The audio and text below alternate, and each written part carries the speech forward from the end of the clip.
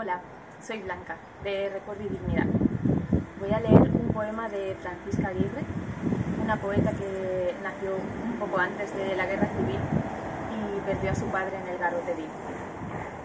Voy a leer un poema suyo, Frontera, que habla y que así honramos todos esos reencuentros que nunca sucedieron. Frontera. Yo, que llegué a la vida demasiado pronto, que fui, que soy, la que se anticipó, la que acudió a la cita antes de tiempo y tuvo que esperar en la consigna viendo pasar el equipaje de la vida desde el banco neutral de la deshora. Yo, que nací en el 30, cuando es cierto, como todos sabéis, que nunca debí hacerlo, que hubiera yo debido meditarlo antes, tener un poco de paciencia y tino y no ingresar en este tiempo loco que cobra su alquiler en monedas de espanto. Yo, que vengo pagando mi imprudencia, que le debo a mi prisa mi miseria, que hube de trocear mi corazón en 1000 pedazos para pagar mi puesto en el desierto, yo, sabedlo, llegué tarde una vez a la frontera.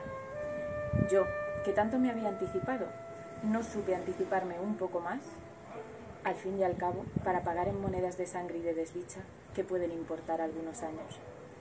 Yo, que no supe nacer en el 45, cometí el desafuero, oídlo, de llegar tarde a la frontera.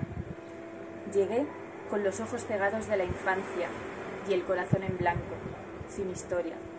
Llegué, Señor, qué imperdonable, con 9 años solamente.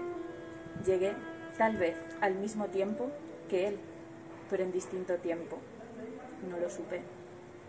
Oh, tiempo miserable e injusto.